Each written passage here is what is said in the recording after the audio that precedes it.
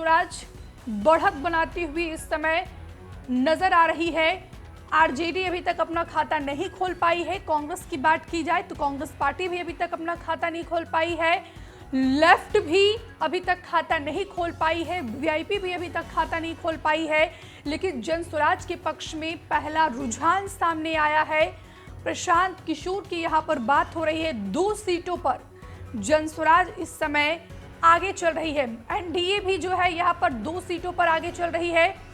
बिहार में फिलहाल वोटों की गिनती लगातार जारी है। 46 केंद्रों पर वोटों की गिनती हो रही है।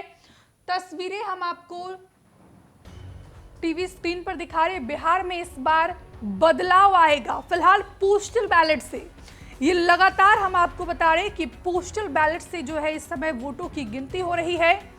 पहला रुझान बिहार चुनाव का सामने आया है, जिसमें जन स्वराज के पक्ष में ये पहला रुझान सामने आया है। ये अच्छी खबर है जन स्वराज के लिए। और उसके बाद की बात की जाए तो एनडीए इस समय 2, महागठबंधन भी 2 और अन्य जो है वो 4 सीटों पर आगे चल रही है। एक बार मैं अपनी टीम से रिक्वेस्ट करूंगी कि एक बार डेटा को अपडेट कर दिया जाए कि आखिरकार एनडीए और महागठबंधन में कौन सी पार्टी कितनी सीटों पर बढ़त बनाती हुई नजर आ रही है। तस्वीरें हम आपको यहाँ पर दिखा रहे हैं। फिलहाल पोस्टल बैलेट से वोटों की गिनती हो रही है। यहाँ पर बिहार चुनाव का पहला रुझान सामने आया है। जन स्वराज के पक्ष में पहला रुझान सामने आया है। यहाँ पर बात की जाए तो जन स्वराज फिलहाल जो है 2 सीटों पर बढ़त बनाती हुई नजर आ रही है। तो जन स्वराज के लिए ये अच्छी खबर है, उनके लिए खुशखबरी है कि रुझान में उन्होंने अपना खाता खोल लिया है। और ये रुझान नतीजों में कितना तब्दील हो पाता है, ये फिलहाल देखना बेहद महत्वपूर्ण होगा। तेजस्वी यादव राघोपुर सीट से आगे चल रहे हैं। ये बहुत ही अच्छी खबर है, क्योंकि कुछ दिन पहले जब हमारी चर्चा हो रही थी वरिष्ठ पत्रकार से, तो उनका कहना था कि तेजस्वी यादव की राघोपुर सीट, जो उनकी परंपरागत सीट मानी जाती है, वहीं से वो चुनाव लड़ते हैं हर बार। राघोपुर सीट जो है इस बार उनका फंसा हुआ है। तो ऐसे में तेजस्वी यादव जो है राघोपुर सीट से आगे चल रहे हैं। ये महागठबंधन के लिए खुशखबरी है, क्योंकि महागठबंधन की तरफ से सीएम फेस ही तेजस्वी यादव हैं और ऐसे में तेजस्वी यादव आगे चल रहे हैं। तो ये सबसे अच्छी बात है तेजस्वी यादव के लिए, आरजेडी के लिए, महागठबंधन के लिए।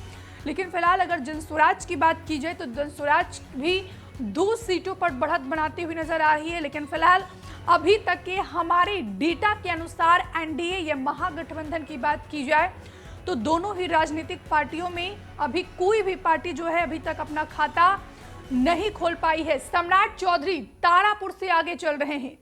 सम्राट चौधरी जो मौजूदा डिप्टी चीफ मिनिस्टर हैं, मोकामा से अनंत सिंह आगे चल रहे हैं। मोकामा जो बेहद ही हाई प्रोफाइल सीट मानी जा रही है, क्योंकि अनंत सिंह यहां से 2005 से लेकर लगातार अभी तक के विधायक चुने गए हैं। उनको किसी भी पार्टी से टिकट मिले, 2020 की बात की जाए तो वो तो निर्दलीय चुनाव लड़े थे, जेल में बंद थे। 2022 में जब उपचुनाव हुआ था, फिर भी उनकी पत्नी ने वहां से जीत हासिल की थी। और ऐसे में अगर बात की जाए तो इस बार मोकामा की जनता किस पर विश्वास जताती है, ये फिलहाल देखना बेहद महत्वपूर्ण होगा। सम्राट चौधरी तारापुर से आगे चल रहे हैं, राघोपुर से तेजस्वी यादव आगे चल रहे हैं, मोकामा से जो जेडीयू के प्रत्याशी हैं, छोटी सरकार जिनको कहा जाता है, बाहुबली नेता के तौर पर उनकी एक अलग ही छवि है। मीडिया में वो सुर्खियों में रहते हैं। अनंत सिंह वो फिलहाल जो है अपनी सीट पर आगे चल रहे हैं। और आपने अनंत सिंह के घर की वो तस्वीरें भी देखी होगी कि कल से ही, मतलब मुझे लगता है कि जैसे ही वहां पर वोटिंग खत्म हुई, उसके बाद से ही वहां पर लगातार रसगुल्ले बन रहे हैं। इधर रसगुल्ले तो सूरजभान सिंह की पत्नी जो आरजेडी से चुनावी ताल ठोक रही थी, उनके घर पे भी रसगुल्ले बन रहे हैं। तो ऐसे में रसगुल्ले की मिठास इस बार कौन रसगुल्ले की मिठास इस बार कौन ज्यादा ले पाता है, ये फिलहाल देखना होगा। अलीगढ़ से मैथिली ठाकुर इस बार जो है आगे चल रही हैं। वहीं अगर छपरा की बात की जाए तो एनडीए को फिलहाल रुझानों में 7 सीटों पर बढ़त मिलती हुई नजर आ रही है। ये बड़ी खबर हम आपको बता रहे हैं। हम अपनी टीम से लगातार रिक्वेस्ट कर रहे हैं कि एक बार डेटा जो है यहाँ पर सही कर दिया जाए।